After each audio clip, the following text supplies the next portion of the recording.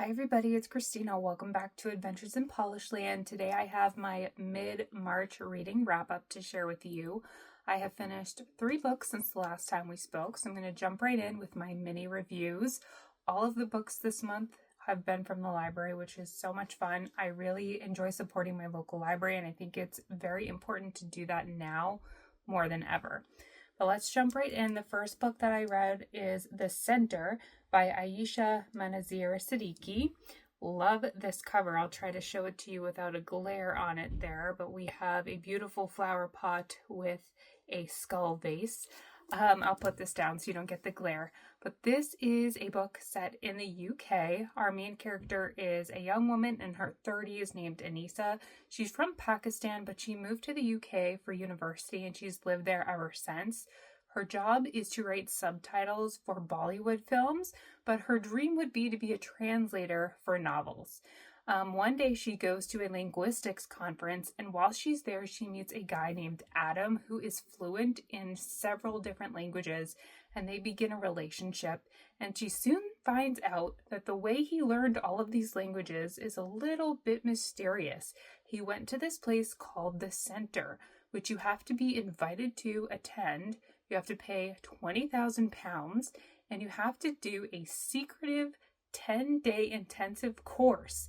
But at the end, you'll be fluent in any language of your choice. So as you can imagine, this book was very interesting, but it also had a bit of a sinister undertone. What I liked about this book was the imaginative plot. I think this author has great ideas. Unfortunately, I didn't love the execution. I found that over time, the book just kind of dulled. There was a real potential for the book to be really action-packed, really exciting, but I found that when things were revealed to our main character, they just weren't that great, and she didn't seem to be all that upset by the things that she found out. I also found our protagonist to be a little bit wandering and annoying.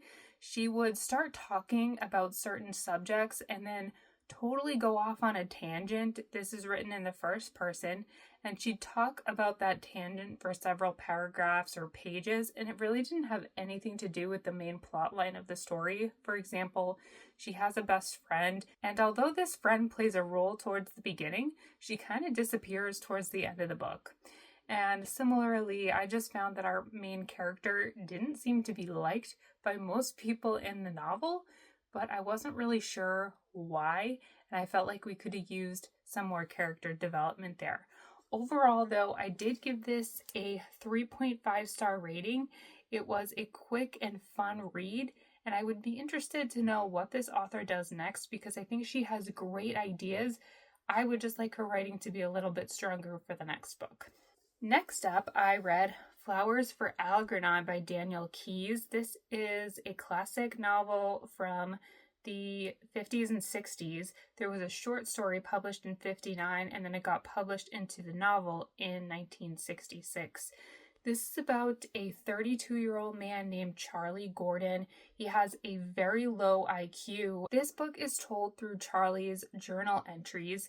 He, at the beginning of the book, is about to have a brain operation because scientists have tested out this operation on this mouse here named Algernon, and they believe that they can increase Charlie's IQ from 68 to be genius level. And so over time, Charlie changes after he has this operation, and we are following his journey from being someone with an intellectual disability to then being someone who is smarter than everyone else around him. This book was really sad and heartbreaking for me because we got to see how society treated Charlie while he had the low IQ, and when he learns more through his new intelligence, he comes to realize that the people he thought were his friends were actually tricking and making fun of him his entire life. He also learns a lot about his childhood because memories that were repressed come back to the surface, and he realizes how he was treated very poorly by his mother especially. So that was really sad. It was also heartbreaking because as Charlie becomes more intelligent, he starts to outgrow his peers that work with him at the hospital. and a teacher friend who he is interested in having a romantic relationship. But he then has such a high IQ that they're not balanced anymore. And this was just a really interesting exploration into intelligence, into what makes people relatable to one another. And it also has a very interesting and I think important message of how we should treat everyone as equals regardless of their intellectual ability or disability, and how we need to make sure we're protecting those in our society who need it the most. I think this book has stood the test of time because the author really presents an interesting idea. If there was an operation that could heal people of a disability that they had, would we want that to happen? I know there are organizations out there today whose goals are to cure intellectual disabilities, and this book points out that if you suddenly cure someone who has struggled their entire life with a disability, it may not be the most ethical thing. I gave this book 4 stars. It dragged a little bit for me towards the middle and end, but overall, I can definitely see why this has become a modern classic. The writing is very well done, and I would recommend it. What I think is interesting also about this is I don't really know the reading level. I would personally recommend it for high school students because it does discuss mature topics, but at the beginning, it is a children's reading level, and it kind of grows and changes with our protagonist throughout. So I would look up some content warnings in advance if you're looking to have a kid or a student read this one. And then finally, I read When the English Fall by David Williams. This is a dystopian novel, which is my favorite genre. I had heard about this from Russell over at Ink and Paper blog several years ago when the book first came out. This is also told through journal entries similar to Flowers for Algernon, but in this one we're following an Amish man named Jacob.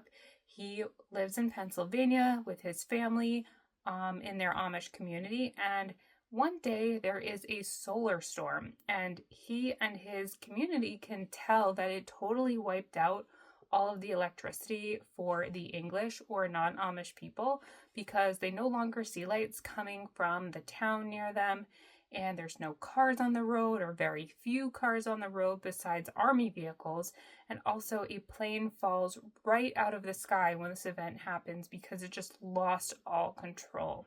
So at first, the Amish community is able to continue business as normal, right? They do use very limited electricity. For example, they have a washing machine that they use to do their clothing, but otherwise they have a community freezer, and that's about it for their electricity. They grow and farm their own food and slaughter animals for eating, and they do everything by hand. So they're able to continue on with a somewhat normal life despite this event. But they know that their friends and neighbors in the English communities are not doing so well. Things soon turn very violent. As someone who reads a lot of dystopian novels, this was a refreshing storyline. I have never read a novel about Amish communities, I believe, and by following the Amish community in this storyline, we got an outside view of what the city was experiencing during this event. My biggest critiques, though, are with the writing style. Like I said, this is told through journal entries, and our protagonist uses very simple, very basic writing, which is a bit of a turnoff, but from what I understand, this character would probably not have a lot of education, and that's probably why the writing is so basic. I thought I would read you a little bit from one of the earliest chapters so you can see what I mean. So here's from page 10 of the book. It's September 5th. This is what it says. I am very tired tonight. Today was very busy and my hands and back are tired. 4 chairs, perfect and complete, rest in the shop. This is good. It was a good day, even though I am tired. So you can see the writing is very simple, very basic. That can be a little bit annoying. Once you start reading more and more from the book, though, the cadence does become a little bit more familiar to you, and I think it can be excused because of our main character. If I read another book by this author, I would be a little bit concerned that the writing would be so plain, but I'm hopeful that if he wrote a book about a different community, different character, the writing would be more complex. Similarly, this is a slice of life style novel, so we only get journal entries for a few months out of this character's life, and because of that, you don't get a lot of character development. We know his daughter, for example, is plagued by seizures, and we are not exactly sure when those began or why. We know that he is not very connected to his family, his father and uncle specifically, and he lives with a different Amish community now. And we get a little bit of information about that, but not a lot. And I think because this is a slice of life, we can forgive that lack of character development. But that's another thing that I would be concerned about if I read another book by this author, because I don't know if the next book would be more developed. But that being said, I gave this one a 3.5 star rating. Again, I love the concept. It gave me a lot to think about, specifically emergency preparedness. Do I have the food that I need to keep my family full for a while if the power goes out? Would I know how to survive without electricity for an extended period of time?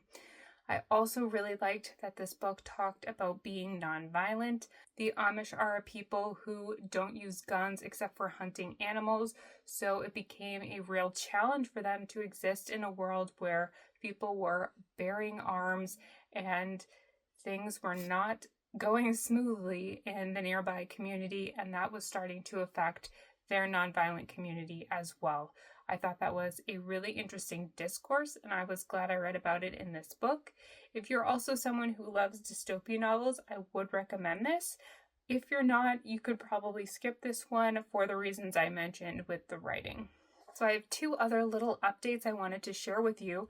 I did finish up my first bookmark. This is a reading log bookmark from Unicorn Eclipse, which is a small shop. So this holds 15 books, which means I've read 15 books so far this year, and I was really excited to fill up the bookmark.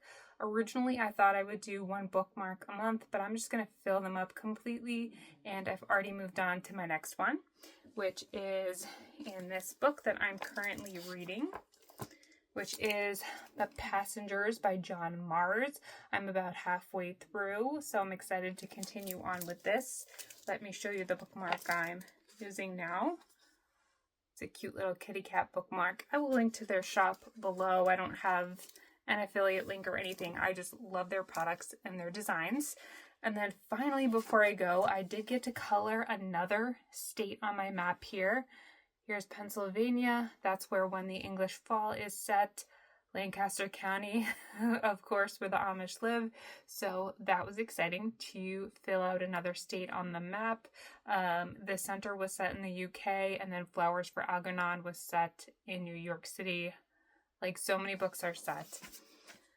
But other than that, that's it for my mid-March reading wrap-up. I hope you enjoyed this video. Let me know your thoughts on any of these books in the comments, and if you want to let me know what you're reading in the comments, I would love to know that as well. Bye!